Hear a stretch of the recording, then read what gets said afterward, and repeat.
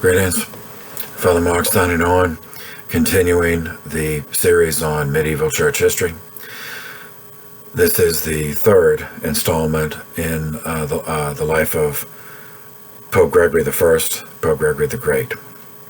Last time we covered his first work of theology, composed before he was Pope. This was a commentary on the book of Job titled The Moralium. That was, and then, so we fast forward now. He was elected Pope in 590.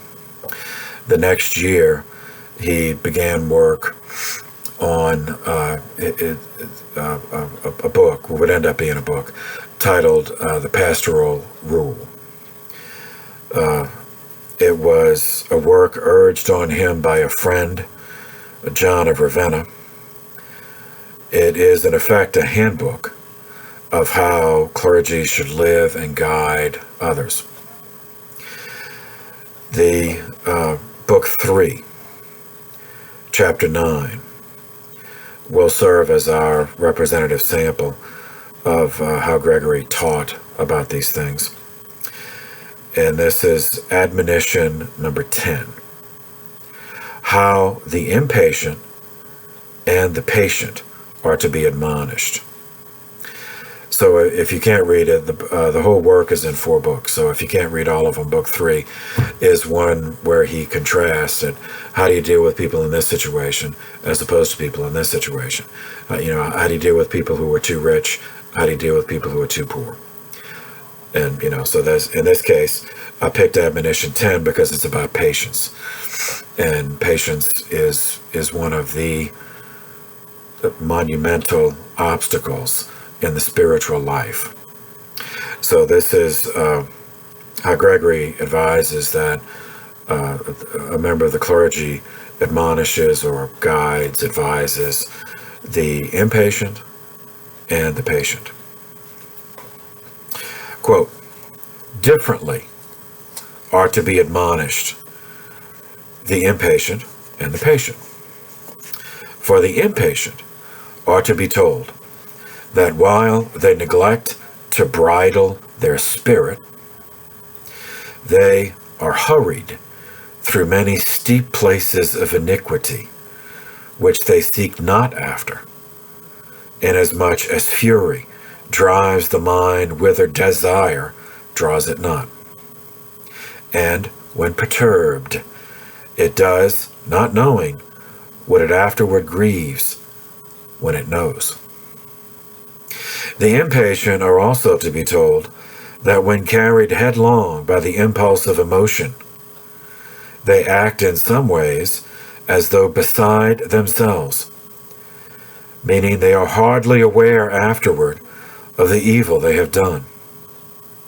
And while they offer no resistance to their perturbation, they bring into confusion even things that may have been well done when the mind was calm, and overthrow, under sudden impulse, what they have long built up with provident toil.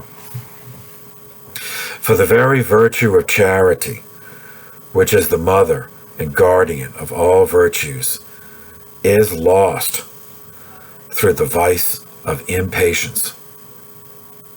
For it is written, charity is patient. Wherefore, where patience is not, charity is not. Through this vice of impatience, too, instruction, the nurse of virtues, is dissipated. For it is written, the instruction of a man is known by his patience. Everyone, then, is shown to be by so much less instructed as he is convicted of being less patient. For neither can he truly impart what is good through instruction if in his life he knows not how to bear what is evil in others with equanimity. Further, through this vice of impatience, for the most part, the sin of arrogance pierces the mind, since when anyone is impatient of being looked down upon in this world. He endeavors to show off any hidden good that he may have, and so, through impatience, is drawn on to arrogance. And, while he cannot bear contempt, he glories ostentatiously in self-display. Whence it is written, "Better is the patient than the arrogant." Because in truth, one that is patient chooses to suffer any evils whatever, rather than that his hidden good should come to be known through the vice of ostentation. But the arrogant, on the contrary, chooses that even pretended good should be vaunted of him, lest he should possibly suffer even the least evil. Since then, when patience is relinquished, all other good things also that have been done are overthrown. It is rightly enjoined on Ezekiel that in the altar of God a trench be made. That is, in it the whole burnt offerings laid on the altar might be preserved. For if there were not a trench in the altar, the passing breeze would scatter every sacrifice that it might find there. But what do we take to the altar of God but the soul of the righteous man, which lays upon itself before his eyes as many sacrifices as it has done good deeds? And what is the trench of the altar but the patience of a righteous man, which, while it humbles the mind to endure adversities, shows it to be placed low after the manner of a ditch. Wherefore, let a trench be made in the altar, lest the breeze should scatter the sacrifice laid upon it. That is, let the mind of the elect keep patience, lest, stirred with the wind of impatience, it lose even that which it has done well. Well, too, this same trench is directed to be of 1 cubit, because if patience fails not, the measure of unity is preserved. Whence also Paul says, "Bear one another's burdens, and so you shall fulfill the law of Christ." Okay. He goes on, but that's enough of the impatience. So skipping down. On the other hand, the patient are to be admonished that they grieve not inwardly for what they bear outwardly, lest they spoil with the infection of malice within a sacrifice of so great value, which without they offer whole, and lest the sin of their grieving, not perceived by men, but yet seen as sin under divine scrutiny, be made so much the worse as it claims to itself the fair show of virtue before men. The patient, therefore, should be told to study to love those whom they must needs bear with, lest, if love follow not patience, the virtue exhibited be turned to a worse fault, the fault of hatred. Whence Paul, when he said charity is patient, immediately added, is kind, showing certainly that those whom in patience she bears with in kindness, also she ceases not to love. Whence the same excellent teacher, when he was persuading his disciples to patience, said, "Let all bitterness, let all wrath, let all indignation and clamor and evil speaking be put away from you, having as it were now set all outward things in good order, turns himself to those that are within. Let's see. Skip down here. For it usually comes to pass with the patient that at the time, indeed, when they suffer hardships or hear insults, they are smitten with no vexation, and so exhibit patience as to fail not to keep also innocence of heart. But when, after a while, they recall to memory these very same things that they have endured, they inflame themselves with the fire of vexation. They seek reasons for vengeance, and in retracing, turn into malice the meekness which they had in endurance. Such are the sooner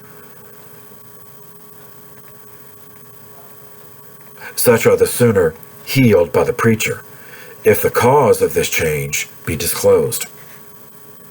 For the cunning adversary wages war against two, that is, by inflaming one to be the first to offer insults, and provoking the other to return insults under a sense of injury.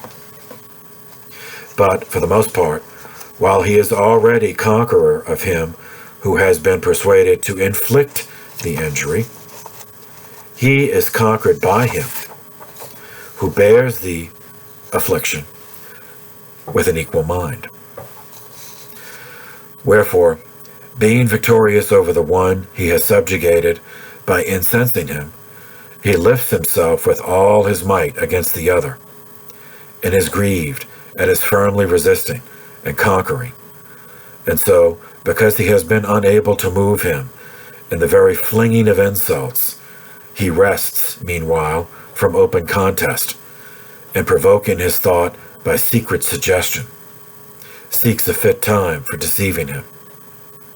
For having lost in public warfare, he burns to lay hidden snares. In a time of quiet, he returns to the mind of the conqueror, bringing back to his memory either temporal harm or darts of insults, and by exaggerating all that has been inflicted on him, represents it as intolerable. And with so great vexation does he perturb the mind, that for the most part the patient one, led captive after victory, blushes for having borne such things calmly, and is sorry that he did not return insults, and seeks to pay back something worse, should opportunity present. Okay, you get the point. It goes on and on like that. Again, a very long work, but worth reading. So, when Gregory was elected Pope in the year 590, much against his wishes, he nevertheless set aside his personal preferences and devoted himself to his duty. Pope Benedict XVI, who as Pope was uniquely positioned to understand, elaborated as follows, quote, "Along with his purely spiritual and pastoral action, Pope Gregory also became an active protagonist in multifaceted social activities. With the revenues from the Roman See's substantial patrimony in Italy, especially in Sicily, he bought and distributed grain, assisted those in need, helped priests, monks, and nuns who lived in poverty, paid the ransom for citizens held captive by the Lombards, and purchased armistices and truces." So turning from Benedict's reflection to Gregory's own writing, we do have many letters of Gregory. Over 800 letters have survived, which is astonishing, considering that he died in the year 604, and 800 letters have survived. And many of them, I'll only pick one example to read from. But this is one example among many, many, many, to show his attention to detail, how deeply he got involved in the administrative headaches, of the temporal side, managing the temporalities of the church. So this is from the Register of Gregorys Letters, Book 2, Letter 32. And this is just one example. I'm going to read only part of the letter, one example. So this is a letter that he wrote to Peter, who was a subdeacon in Sicily. And obviously he was part of his duties was to manage part of the patrimony of the Holy See in Sicily. And it looks like, it sounds like from what he's reading that it's mostly farms and animals that he's dealing with, but also the revenue from those, which can be used for other things. So, to Peter, subdeacon of Sicily, greetings and health. By information received from Romanus, the guardian, I have learned that a monastery of handmaidens of God, which is on the farm of Menothus, has suffered wrongs from our church of Villanova with respect to a farm belonging to them, which is said to have been leased to the said monastery. If this is so, let your experience restore to them the farm, and also the payments from the same farm for the 2 indictions during which you have exacted them. All right, so indictions, that's a leftover term from the Roman period. It's a term from Roman tax law that, with regard to land, it was 15-year cycles of how land was valued for purposes of taxation, and then, but the way it was used, it was also, like if they say the third indiction, that would be the third, like the third month of that current indiction. It's a very irritating the way because you have to know the date of the letter. In order to, now in this case we know it, but for many of the letters that have survived you don't. So if you don't know the day of the letter, you don't know which indiction you're dealing with. So it's very irritating. But anyway, that's the term they used. It was leftover Roman, and that's how Gregory was trained. So that's what he's using. Anyway, he's talking about taxes. So evidently, there was a guy, the estate of Menothus. There were nuns who had a convent on the estate, and it had been endowed with land, and Gregory was taxing them. Well, not deliberately, but his representatives were taxing these nuns, and it turns out it should not have been. So he's asking Peter the subdeacon to investigate if that is true, and if so, to pay not only to stop taxing them, but to pay restitution. Evidently, they had been taxed twice, so it had been going on for a while. Okay, so back to the quote. Cows, which are now barren from age, or bulls, which appear to be quite useless, ought to be sold, so that at least some profit may accrue from their price. But as to the herds of mares, which we keep very unprofitably, I wish them all to be dispersed, and 400 only of the younger kept for breeding, which 400 ought to be presented to the farmers, so many to each, to the end that they may make some return to us from them in successive years. For it is very hard for us to spend 60 solidi on the herdsman and not get 60 pence from the same herds. Let then your experience so proceed that some may be divided among all the farmers, and others dispersed and converted into money. But so arrange with the herdsmen themselves throughout our possessions, that they may be able to make some profit by cultivation of the ground.